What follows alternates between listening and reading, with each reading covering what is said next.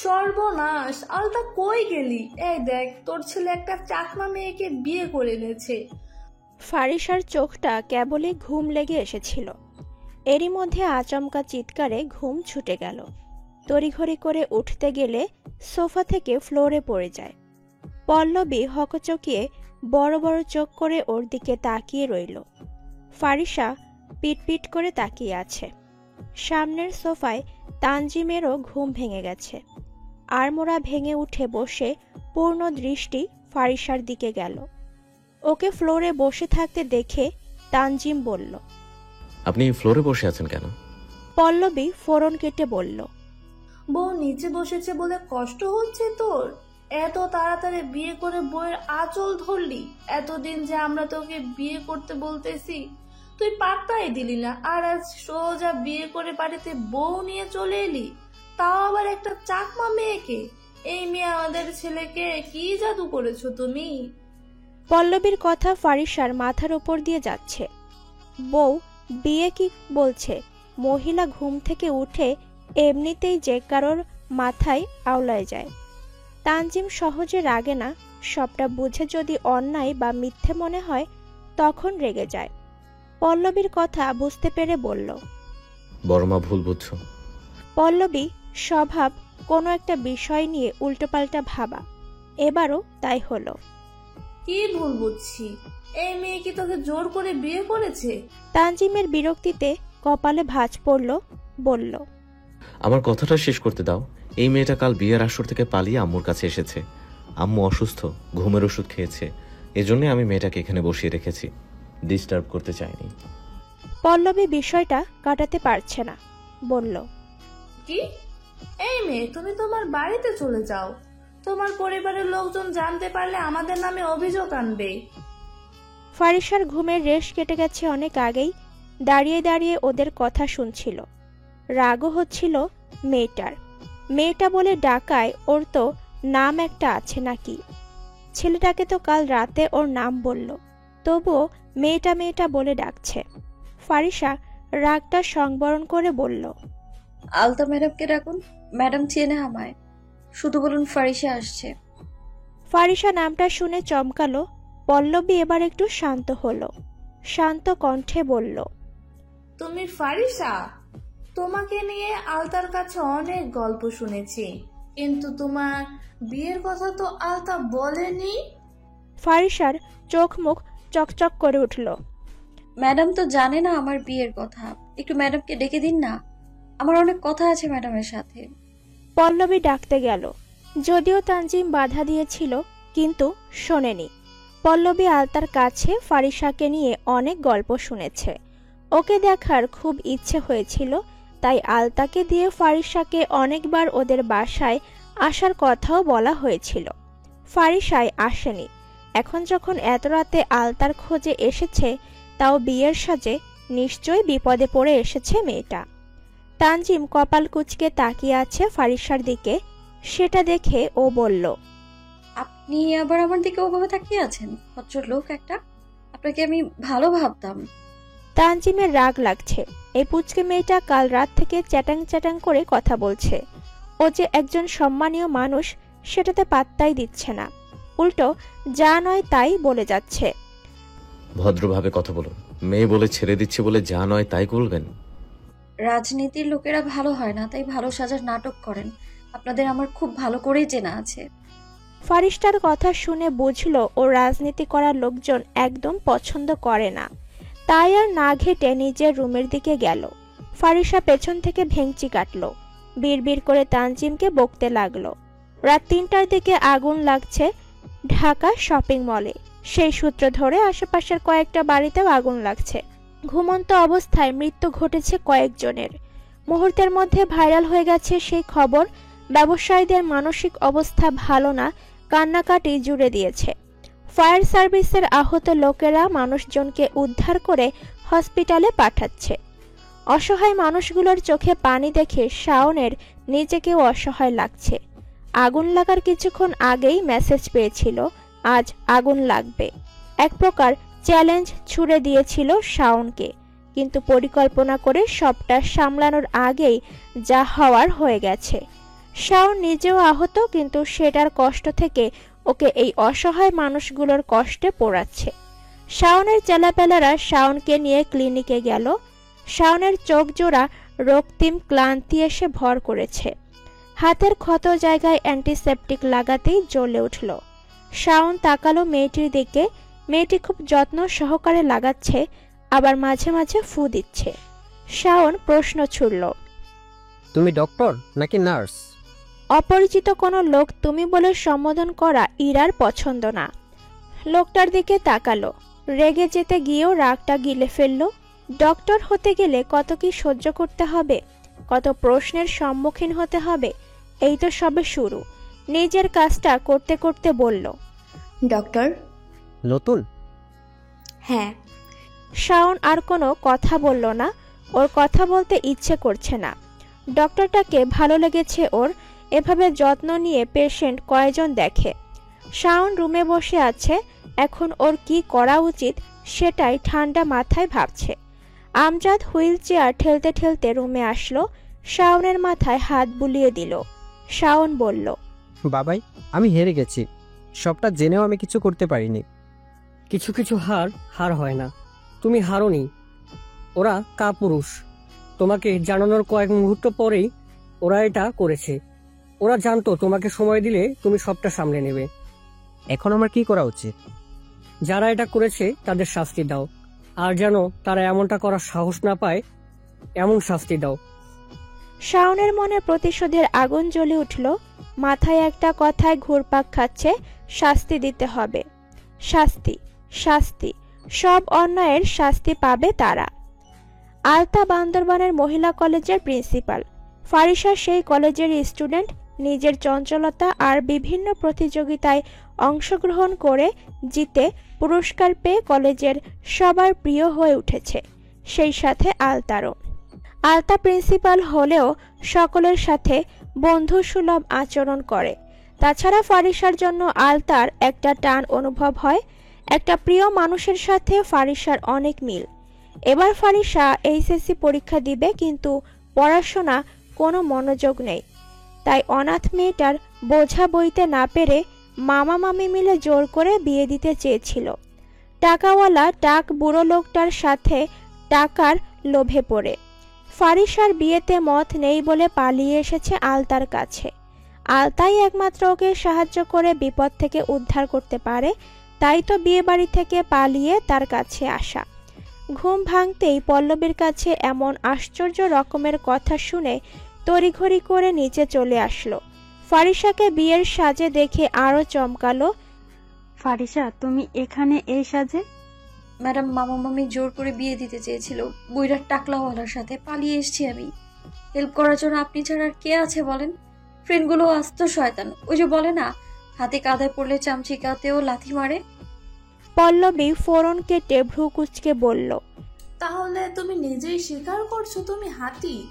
ফারিসা হেলে দুলতে বলল, না না, ওটা তো কথার কথা। আমি তো কিউট, সুন্দর, গর্জিয়াস, হট ফুরি। আলতা মুখ গম্ভীর করে বলল, শাট আপ ফারিসা। ইম্পর্টেন্ট সময় যত সব ফালতু কথা তোমার মাথায় আসে। ফারিসা মুখটা কাচুমাচু করে বলল, সরি ম্যাম। বলুন না, আপনি হেল্প করবেন তো? আমি কোনো হেল্প করতে পারবো না। ফারিসা চমকালো। কান্না পাচ্ছে ওর এই বিপদের সময়। সত্যি কেউ আপন হয় না। ফারিসার প্রশ্ন করল না, মনটা ওর ভেঙে গেছে। মন খারাপ করে বলল, ঠিক আছে, বিরক্ত করার জন্য খুব সরি, আসছি। ফারিসা দরজা পর্যন্ত যেতেই আলতা বলল, আশ্চর্য মেয়ে তুমি। একটা গাধারও তোমার থেকে বুদ্ধি আছে। শুধু খেলাধুলাটাই ভালো পারো, তাছাড়া তোমার কোনো গুণ নাই। মানুষের মুখ দেখেও বুঝো না কোনটা অভিমান করে বলছে আর কোনটা সত্যি বলছে। আর আগে কেন বলনি তুমি? ফারিসা গোমরা মুখে আলতার দিকে তাকালো। ম্যাডামের কথায় বোকা ফারিসা খুব দুঃখ পেয়েছে। আপনার কথা আমি খুব কষ্ট পেয়েছি ম্যাম। তাছাড়া আমি কি মামা মামি এমন কাহিনী করবে সেটা কি জানতাম নাকি? আলতা ফারিসার কথায় পাত্তা দিল না। ও জানে ফারিসা অনেক সহজ সরল বোকা মেয়ে, তাই বলল, চুপচাপ আমার সাথে রুমে এসো। ফারিসা ঝটপট বলল, না না, এখানে থাকবো না, আমাকে হোস্টেলে একটু জায়গা করে দিলেই হবে। আমি হোস্টেলের টাকাও দিয়ে দিব চাচুকে ফোনে পেলে। আলতার ভ্রু কুঁচকে গেল, বলল, এই যে বলো, তোমার মামা মামি ছাড়া কেউ নেই, তাহলে চাচা কোথা থেকে আসলো? ফারিসা মাথা চুলকে বলল। তা তো জানি না। আলতা বিরক্ততে গা রিড়ি করে উঠল। তুমি কি পাগল ফারিসা? কি বলো, কি করো, তোমার মাথায় ঠিক আছে? আসলে ওনার সাথে আমার ফোনে কথা হয় মাঝে মধ্যে, আর অনেক ছোটবেলায় দেখেছি, সেভাবে মনে নেই। মামা মামিকে কিছু জিজ্ঞেস করলে চটে যায়, তো আমি কিভাবে জানবো? আলতার মাথায় জট পেকে গেল, রহস্যের গন্ধ পাচ্ছে। এখন ওটাকে সাইডে রেখে বলল, আমার কাছেই থাকো তুমি। হোস্টেলে গেলে তোমার মামা মামি তোমাকে তুলে নিয়ে যেতেও সময় লাগবে না। ফারিসা আকাশ কুসুম ভাবতে ভাবতে বলল, না, আমিও আপনার উপরে অভিমান করেছি। আলতা বুঝতে পেরে হেসে বলল। কেন অভিমান হলো? ফারিসা হড়বড় করে বলল, ওই সাদা গরুটা যে আপনার ছেলে। ফারিসা থেমে গেল। আগে না জেনে আলতার সামনে ছেলেটাকে নিয়ে কত উল্টোপাল্টা গালিগালাজ করেছে, সেগুলো মাফ করা যায়, কিন্তু এখন জেনে উল্টোপাল্টা বলা যাবে না ভেবে চুপ হয়ে গেল। পল্লবী শব্দ করে হেসে ফেলল। ফারিসা কাচুমাচু করতে লাগলো। আলতা হেসে বলল, এসো আমার সাথে। আলতা ফারিসাকে রুমে নিয়ে গিয়ে মেয়ের এক সেট জামা ওকে দিল পরার জন্য। ফ্রেশ হয়ে নিচে আসতে বলে চলে গেল। আলতার মেয়ে 2 দিন হলো হসপিটালে জয়েন করেছে, সেই নিয়ে আলতার চিন্তার শেষ নেই। চিন্তা করতে করতে প্রেসার বাড়িয়ে বিছানায় পড়েছিল। ফারিসার জন্য উঠল। পল্লবী নিচে খাবার রেডি করছে। আলতা এসে হাত লাগালো। ফারিসা ফ্রেশ হয়ে নিচে আসলো। তানজিমও গুছিয়ে ফোনে কথা বলতে বলতে নিচে এসে বলল, আম্মু আমাকে বেরোতে হবে। কেন এত তাড়াতাড়ি কোথায় যাচ্ছিস? খেয়ে যা, খাবার প্রায় রেডি হয়ে গেছে, আর একটু সময় দে। আম্মু, ঢাকায় শপিং মলে আগুন লেগেছে রাতে। আলতার হাত থেমে গেল। ছেলের দিকে তাকিয়ে বলল, ওখানটায় ইরার ক্লিনিক না? ও ঠিক আছে তো? আম্মু, তোমার স্টুপিড মেয়ে ফোন ধরছে না। আমি ফ্লাইট বুক করে দিয়েছি, তুমি টেনশন করো না। ওকে আমি ফোন দিচ্ছি বারবার, হয়তো ফোনের পাশে নেই।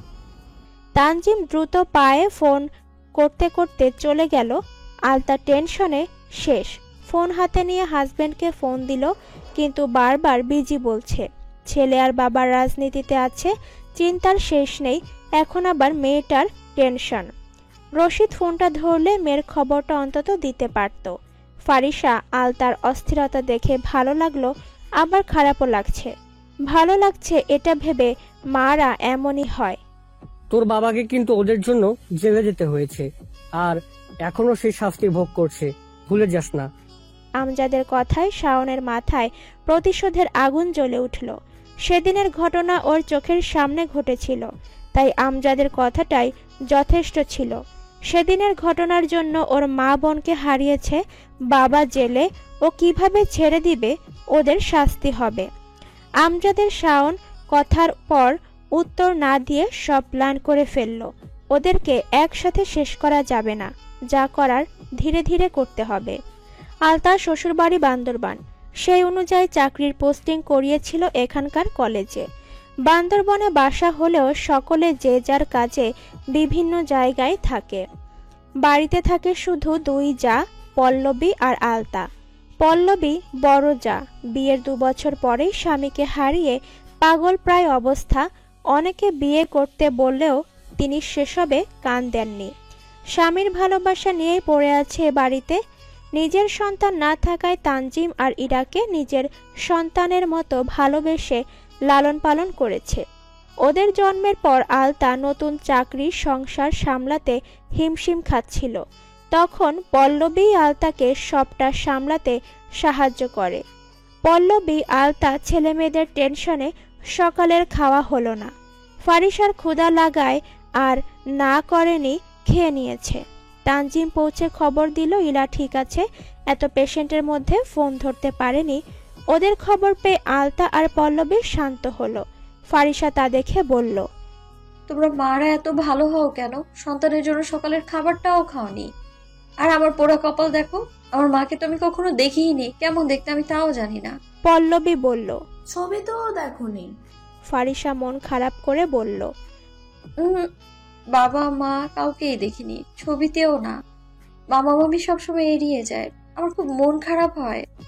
আলতা আশ্চর্য না হয়ে পারল না।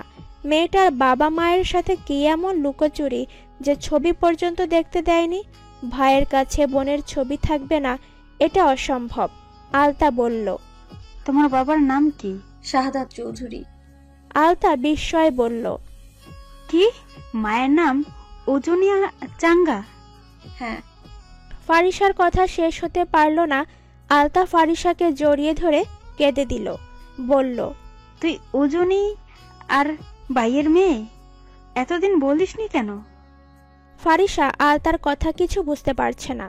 আলতার কাঁদার কারণও বুঝল না, শুধু ফ্যালফ্যাল করে তাকিয়ে বলল।